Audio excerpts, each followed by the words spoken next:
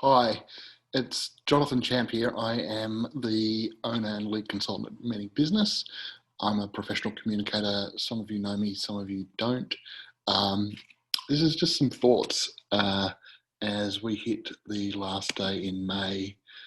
I have been talking to a lot of communication people over the last couple of months, and it seems like a good time to sum up some of those thoughts and some of those observations that we've had in conversations over that period of time.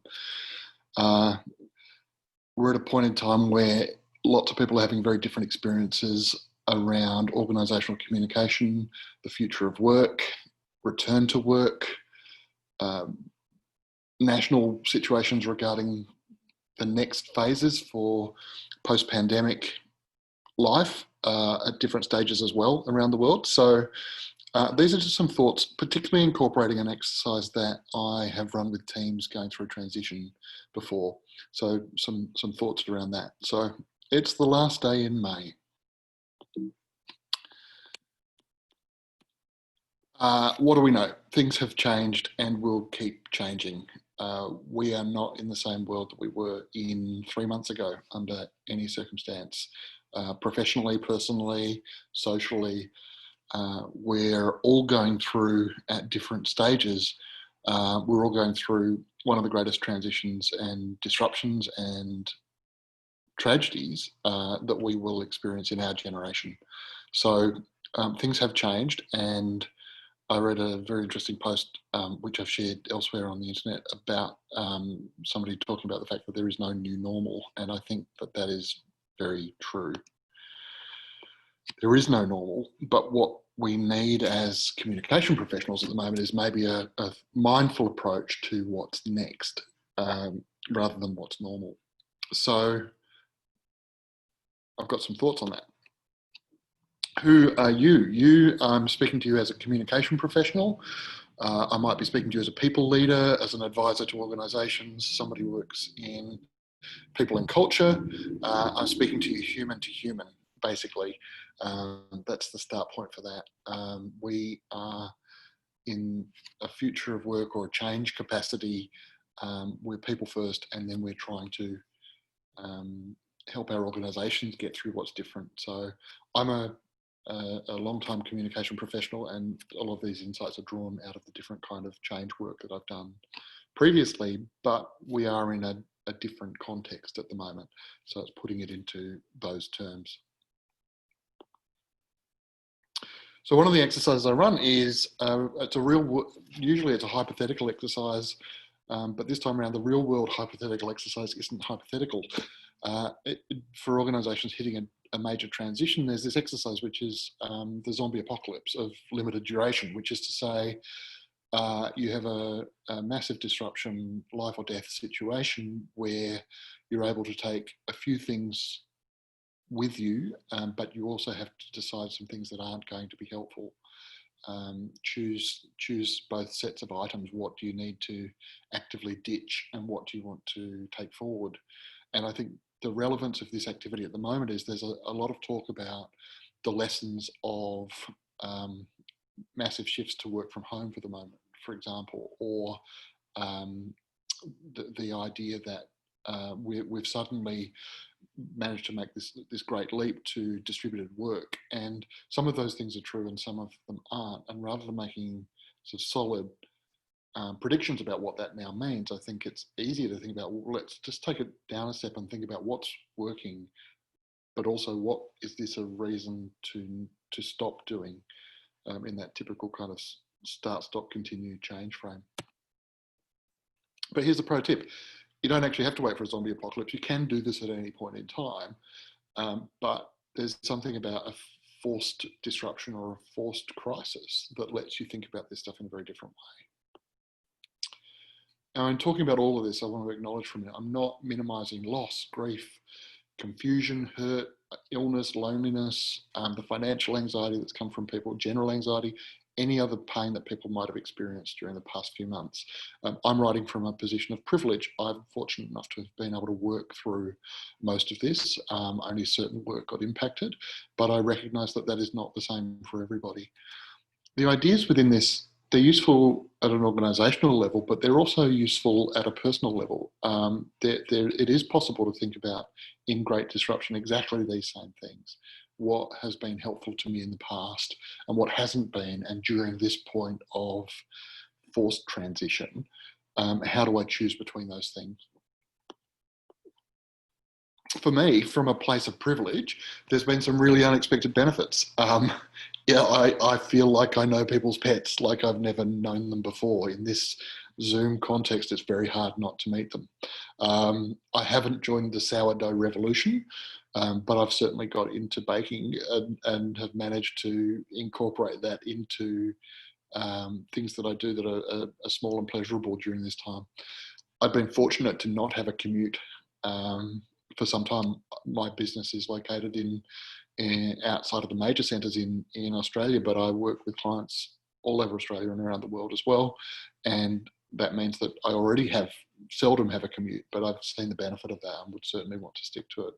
But one of the things I've really seen during this time is this kind of human-centred business. I think the degree of humanity that people have had as they've worked with each other there's been an uplift in that for those people who are managing work from home during a pandemic, because it's not just work from home, it is work from home during a pandemic. And I think that is something that has definitely been a benefit. I feel far more connected to people than I have possibly in a long time. The other thing is, as professional communicators, crises are the times when comms does our best work, no doubt. Whether it's organisational crises, environmental, other crises, communications professionals are able to do what they do best often at these times. We are here to create, share and provide context. We facilitate collaboration and connection, whether it be through tools or in other ways, the behaviours through the use of those tools. We've got responsibilities about providing great factual, responsible content and facilitating co-creation. We can't be the experts in everything, and this is a period of time where it is so apparent that we need many solid voices to help co-create things. And then we have a curation role to be able to look at what's the best of what's happening. How do we bring that to the people that we can bring it to as well, whether it be within our organisations or beyond as well. But during transition, we reach this point when it's, okay, we can see different parts of the world taking on the next phase of what's happening. We can see that it's now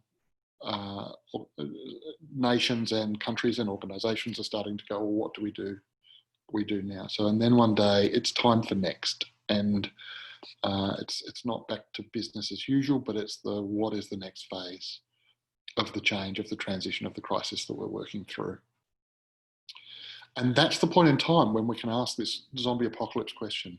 What do we need to leave in the cave, or in the case of Shaun of the Dead, in the English pub, or in the mist, the supermarket, what do we need to leave here because it's no longer of as much use to us, but what do we absolutely want to take forward that are the things that help us be successful individually, professionally, and as an industry in the future?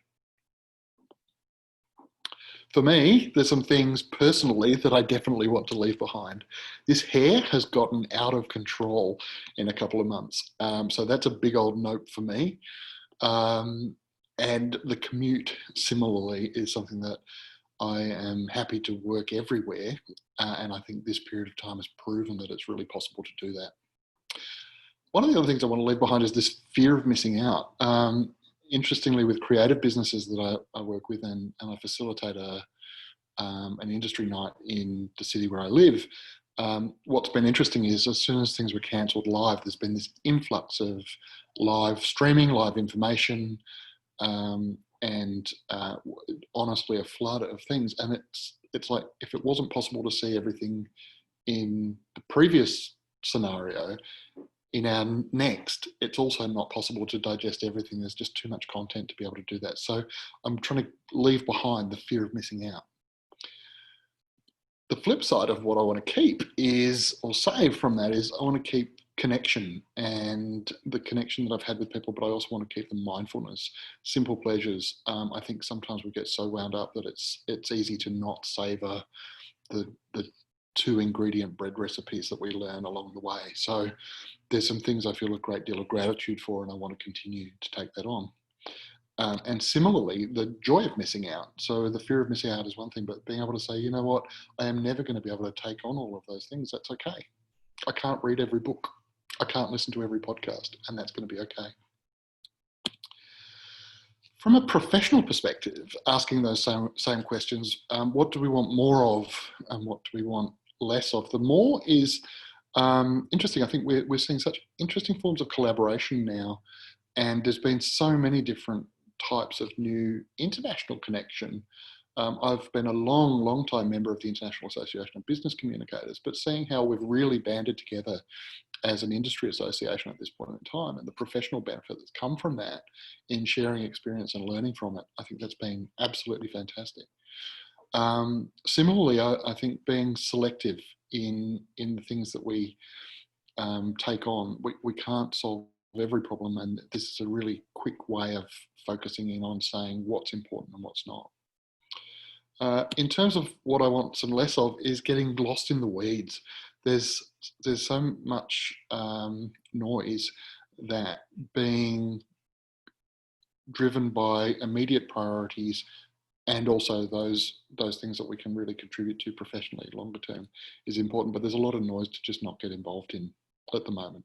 There's things that aren't helpful, so don't get lost in the weeds is my message to myself at the moment around that. Then as an industry, I think there's some questions we've got. There's some things that we can let flow out to sea, and some things that are the foundation of what we do going forward, ditch and save. And I think some things that we can think about ditching are the idea of certainty, and replace that with how can we use our professional skills and capabilities and our industry position to provide clarity instead of certainty. I think that's a semantic but an important difference. I think how do we separate the result from the tool, particularly in the future of work stuff at the moment, because collaborative platforms have been such a fundamental part of the success of the transition for people who have managed to work at home during a pandemic, that it's really important that we don't get lost in the platform and that we look at those conditions for success that have enabled that. We separate the result from the tech and we inquire on those things. I think it's really important that we do that. Similarly, I think some of the things that are important for us to really hang on to going forward is to have a view and take action on it. Our profession is not a neutral profession. We have the ability to do great good, but we also have the ability to do great harm. And now is a time for us to be looking at our ethics, looking at our standards, ensuring that we are part of solutions and not part of the problems, limiting noise, not jumping on bandwagons. Those are the things that I think we really need to protect at the moment, is our ethical standards and our commitment to fact. I also think that the idea that we need to be comfortable with adaptation, the comment about crisis, that is part of what we do as communicators, and hanging on to that as a profession, I think is super important as well. So I think that's an opportunity for us as well going forward. Anyway, so you can see just it's a really simple frame of thinking about people's lists are going to be different. Everybody's going to have a different list for themselves, for their individually, for their profession, for their industry, or for their company. And so the question would be, if I was part of a single organisation at the moment, instead of working with multiple organisations, my question would be, what has been helpful for us and brought us to this point? What have been the things that have let us be successful on the way through this period of time? And what are some things that we've had to stop doing that we don't want to start doing again? What are some things that have not been useful to us up till now, or at this point in time, that we can see are things that we can leave behind? What are the questions that we can ask? So Look, I'm not a guru. I'm not sitting here like a tree. These are experiences that have been helpful in shaping other organisations' experience of massive transformation in the past. And I think what we're seeing is this massive transformation at the moment for how people work and the context in which they work. Um, I am excited for our profession at the moment. I think we can do a lot of good in what's next. But I think that's going to take some mindful choice. I'd love to continue the conversation with you, whether it's in the comments or get in touch, or to further this out to be a broader discussion. Please reach out. I look forward to having lots of conversations about this and seeing how we can professionally and industrially take our industry forward at this point in time. So until then, take some time for yourself, give yourself the chance to reflect, and be well. Happy June.